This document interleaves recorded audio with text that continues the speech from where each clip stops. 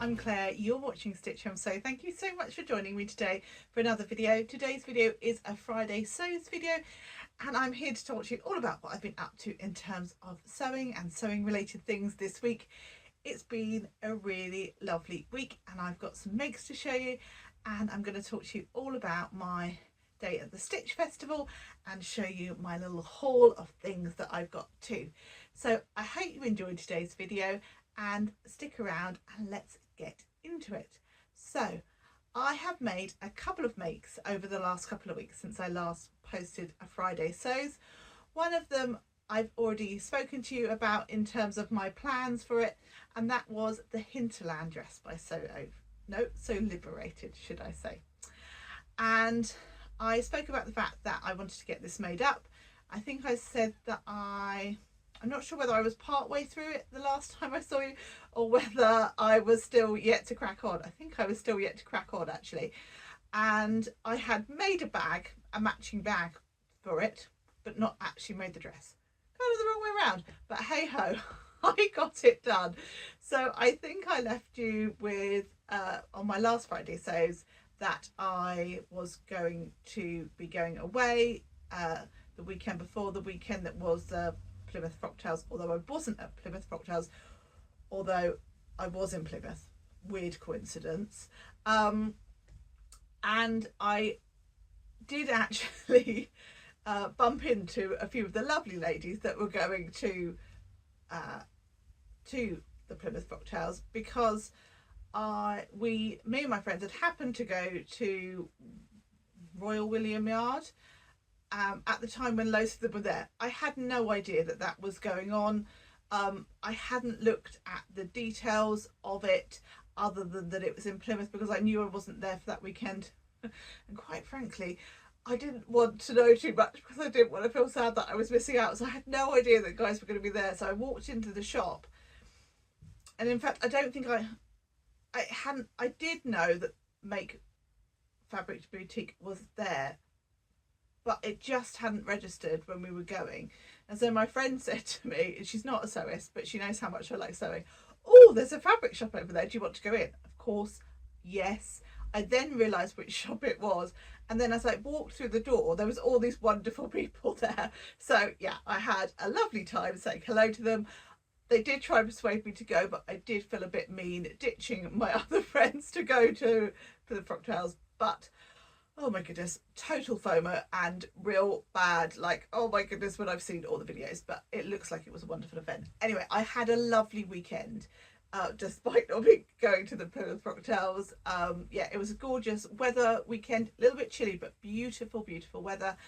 And that just made the weekend gorgeous. So I had a lovely week with my non-sewing friends, as the lovely Adele from Sofa Serenity called them, and I then got back and cracked on with my dress that I wanted to wear to the Stitch Festival.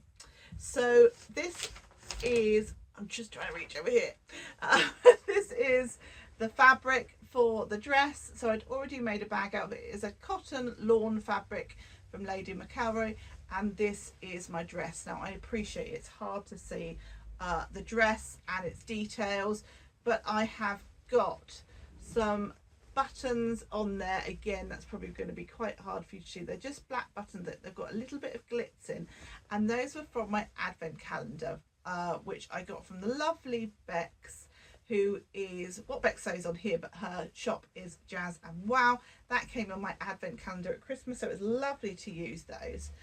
And I've got a little label in there. I think that's a Paige Joanna label. It's got a little sunshine on one side and it says Me Made on the other. I made a couple of adjustments to this pattern. Now I have made this pattern once before. I've added 2 inches to the length of the bodice because I found that last time I made it, I didn't make any adjustments and it came up a little short, quite frankly. It was fine, it's wearable, but it did need some adjustment. It meant that the waistline came like super under, just under my bust, which, you know, wasn't quite what I was after. And I've also moved the dart. So the dart point is at, the dart where it starts is actually at the same place as on the pattern, but I've kind of tilted it downwards. Clearly my boobs aren't quite as perky as the pattern would like them to be. So yeah, and actually that worked out a lot better. I could possibly have done with lengthening the dart slightly, but it's okay actually. It reaches it's pointing to the bust point, but perhaps, yeah, maybe it needs to be a tad longer, but I'm okay with it. It has this sort of bias bound finish at the neck, which they call a facing. To me, that is a bias bound edge as far as I know it. I also did a bias binding edge on the hem. The pattern doesn't call for that, but I had made this slightly shorter than the dress that I had made last time, and actually I maybe made it just a smidge shorter than I wanted it to. So I thought, well, I'll save as much length as possible by just doing a bias bound edge. And actually, I really like that finish on a dress. It just gives it a little bit more weight at the bottom, and it just, I think it helps a dress to hang better. So yeah, I'm really pleased with that. The actual dress pattern has waist ties into it, but I like a belt that goes all the way around and cinches you in at all points. So I'm going to pop some pictures in of me wearing the dress and a little bit of footage. Now, these aren't actually from the day because I'm rubbish and I totally forgot to get any photos taken of myself. I mean, all day I could have asked anybody to take a photo of me. I didn't. Anyway, so I've taken some photos at home and a little bit of footage, so hopefully you can see the dress. So yeah, I'm totally chuffed with this dress. On the day, I think I said to Katie and Bex that I wasn't totally sure about it, but actually through the day I felt pretty good in it as time went on, and actually just trying it on again now to take some photos, actually it's grown on me. So yeah, I'm quite pleased with that. I think it'll be really useful make. It's the sort of thing that you can wear in winter and in summer because of the dark background to it, but obviously it's got all these sort of splashes of colour all over it as well. So that was one of my makes.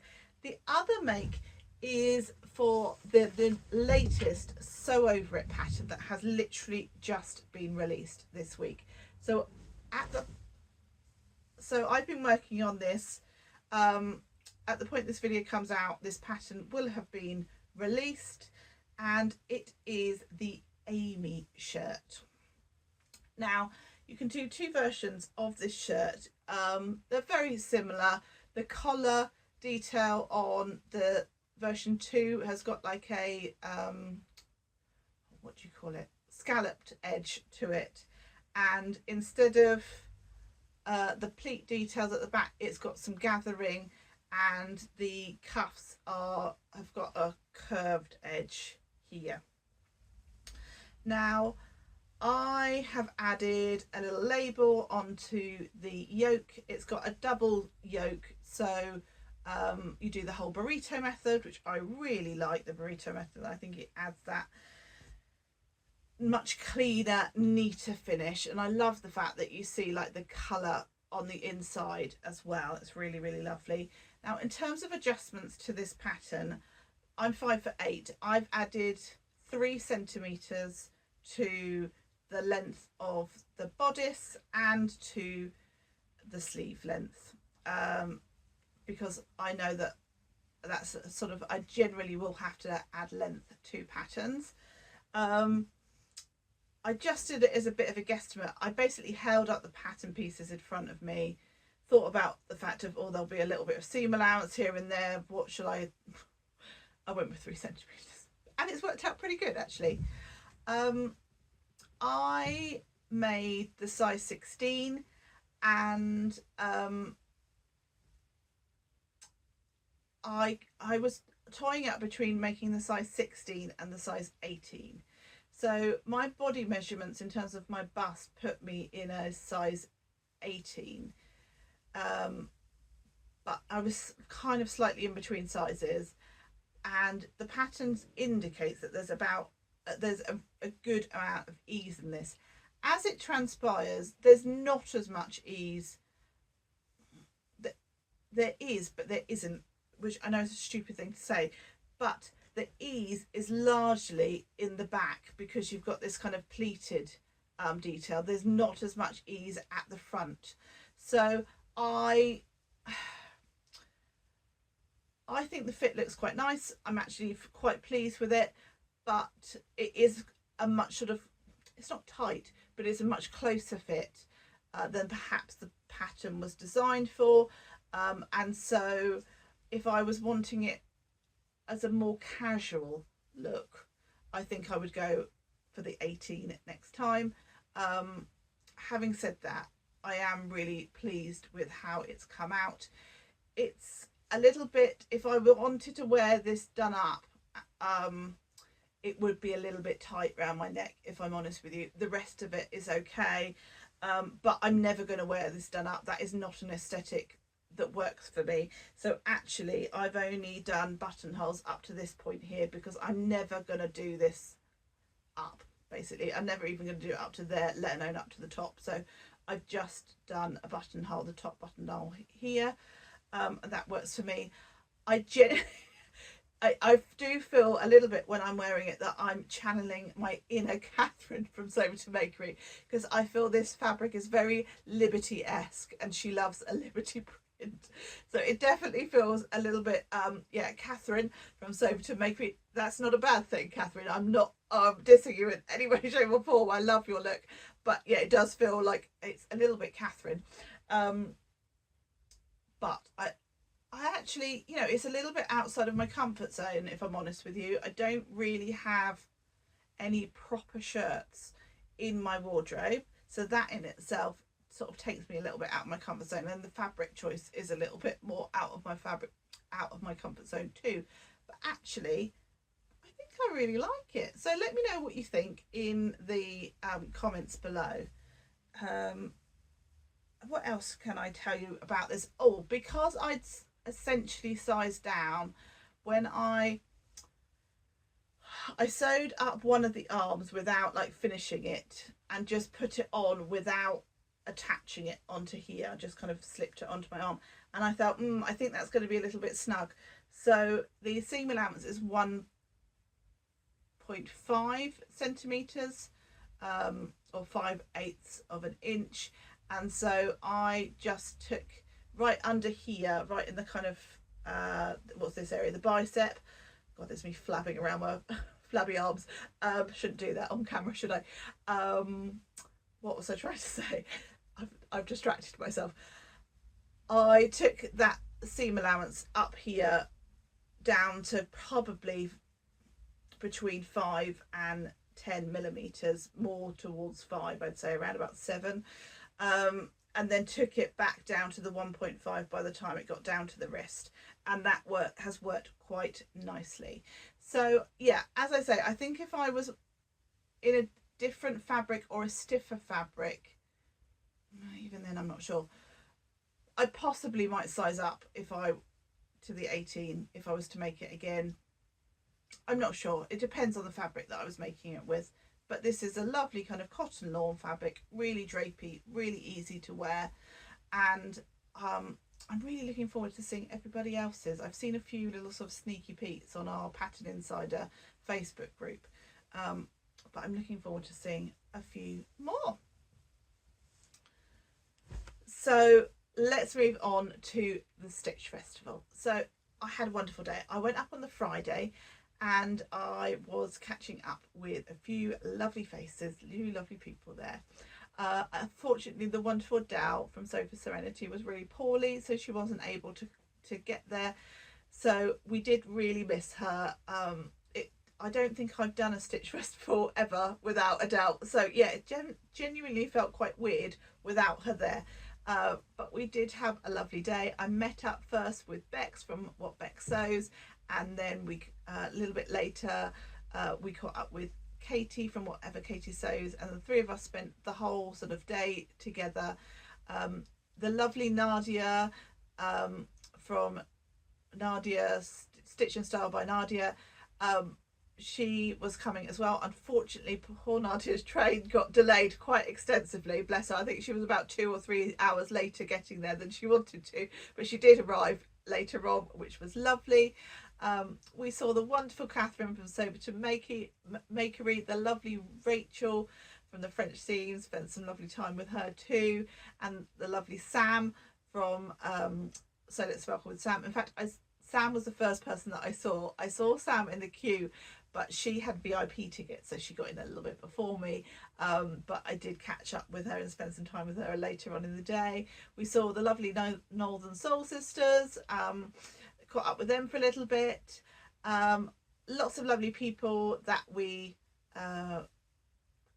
bumped into during the time. Talked to obviously all the people on the stalls. Some wonderful people came up to me and said that they watched my channel, so hi to you. Thank you so much for coming up and having a chat. I really appreciate it. I hope that everybody had a fab day if you were there, or went on one of the other days. It really is a brilliant time, and I'm really sorry if I haven't mentioned anybody's names that I spent time with or saw on the day. So I got to the Stitch Festival for about 9:30, a little bit before 9:30. So I was in the queue for a while, but I was right at the front of the queue. So by the time, not literally at the front, but like within the first, I don't know, 20 to 30 people. So by the time it was time to go in, it was all very quick to get in, and then Bex came in like a few minutes later, and then we cracked on with our day. We did the top tier first because that gets really busy later on in the day, and then a bit later on we went downstairs. That was really quite busy. We had some lunch. We sat around with a good few people for quite some time, chatting, catching up, just having a lovely catch up. Andrea from Beyond the Pink Door came over for a little bit and said hello, and then she was sat with some other people.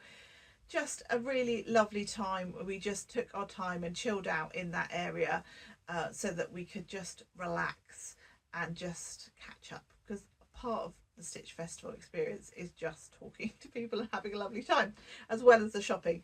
And then a bit later on we did more circuits of the upstairs, I think, and then went downstairs. And then sort of by about four-ish, it starts to calm down, and that's sort of that last hour or hour and a half, it's much easier to get to the stores that you want to get to, and that's when probably most of us did most of our actual shopping. So let's crack on with what I actually got. So I went to the Bornella fabric store. That was probably one of the first stores we went to, and they had this really fun like gumball machine type thing where you put £1 in and you've got a little label and a sweet. And so my label says, what does it say? Good vibes only, with a little rainbow on. So that was really lovely. That's just such a fun additional thing to do, I thought. So I think we did that first of all, and the lovely Bex and I were eyeing up some fabrics, and so I think we ended up going sort of past their stall sort of 2 or 3 times, each time saying that we would be back, and we did go back and buy towards the end of the day. I'm not going to give this in any particular order, it's just the order that comes out of my bag. I picked up this, which is a toiletry kit bag from Sew Over It. Now I don't often buy kits of stuff. I don't really do like subscription boxes particularly, but something about this, I think it was the pink fabric that drew my eye. So in there you've got everything you need to make the pattern.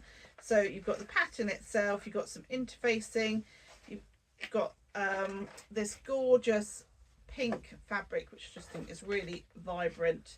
I love this lining, I think it's gorgeous. There's a zip. I possibly might use one of my own continuous zips, I haven't quite decided. And of course you get some matching thread, and I don't know, sometimes it's nice to just have all the bits and bobs, isn't it, sort of provided to you. what else have I got in my bag of goodies? I've got some fabric, but I'll show that to you last. Let's go through all the other bits and bobs. Excuse me while I... Right, so, oh, when I was with the lovely So Let's Sparkle with Sam, she gave me a copy of her pattern. Now, I know that I've already made it, but she said to me, Claire, I didn't want you to feel left out of having it like a shiny proper copy, so she gave that to me. And there's also one of her really cool little stickers that says So Let's Sparkle on, which is in her kind of logo design, which is gorgeous. And I'm very much looking forward to the next pattern that Sam might bring out. Don't know when that will be, but I'm sure there will be one, so looking forward to that. Of course, I went to Little Rosy Cheeks. You can't go to the Stitch Festival without visiting there, can you? So I have bought 3 packs of labels. I've gone with Imperfectly Perfect, made by my wife because my husband's birthday is coming up in June, and I thought that would be quite nice. And these gorgeous teal, I know, labels that say made by me, and they're like velvet labels. They're really gorgeous. So yeah, 3 packs of labels.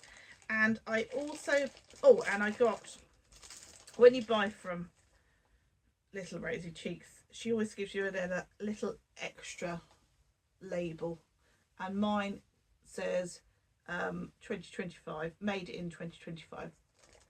I'm not sure how well that's going to come up because it's all in the same sort of colour, but yeah, gorgeous.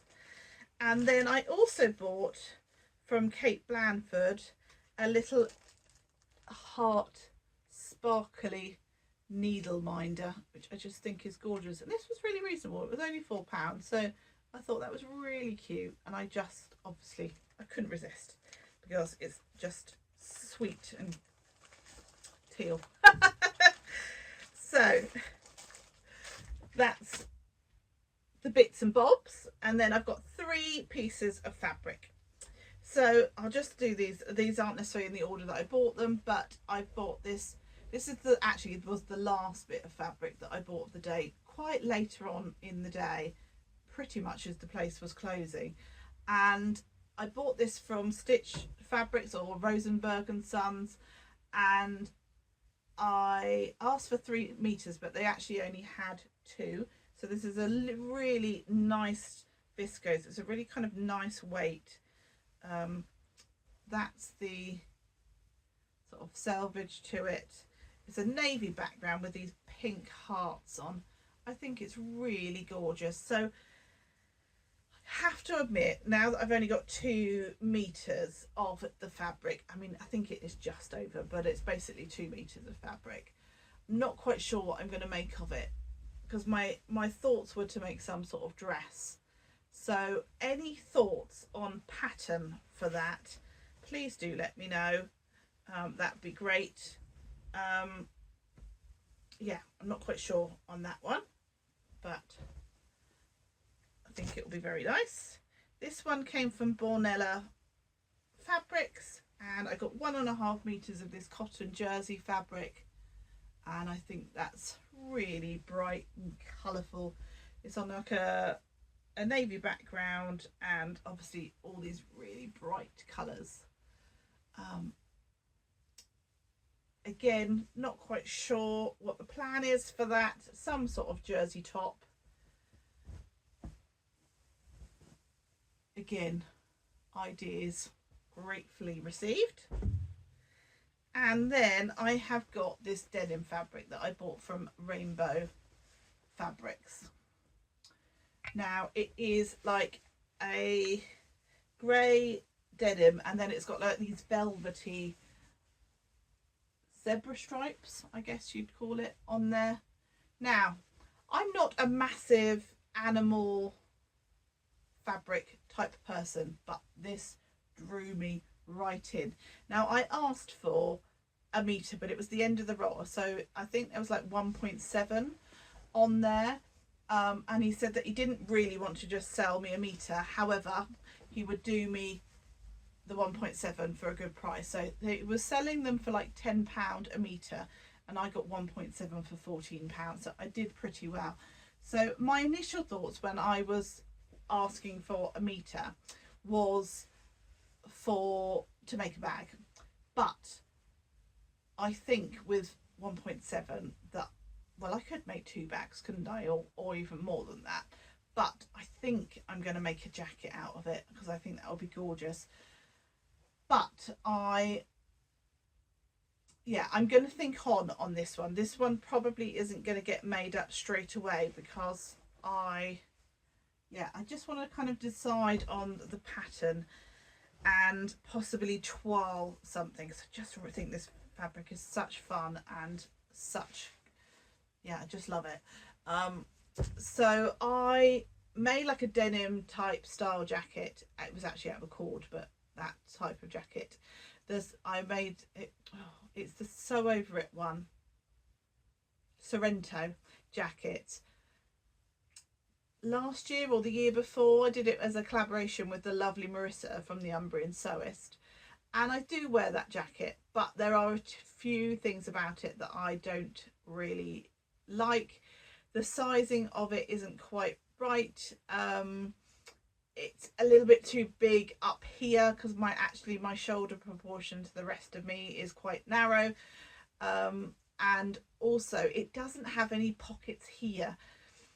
It doesn't really have any usable pockets, so there's no like inside pocket, there's no pockets to put your hand in, so there's nowhere to put like your phone and your keys, which I genuinely find really annoying. So you've always got to have a bag with you. The only pockets that are there are the little sort of breast pocket ones, which are nice, but they're not really, so you could put a key in, but I don't really want any kind of bulkiness there. So yeah, I don't use those pockets. They're not really functional from that point of view, and I definitely can't get my phone in it. So I think I would like to make a denim style type jacket or something of that nature, not necessarily your typical denim jacket, but something along those lines. But I think I'd like to do some sort of twirl for it or something, which I need to get my head around that. I'm not very good at doing twirls, but yeah. So that one probably isn't going to get sewn up for a little while, but I would like to get the 2 other fabrics sewn up. But if you've got any pattern suggestions for any of those fabrics, I'd really, really appreciate it. So we've got this one as some sort of jacket. Any pattern suggestions for that?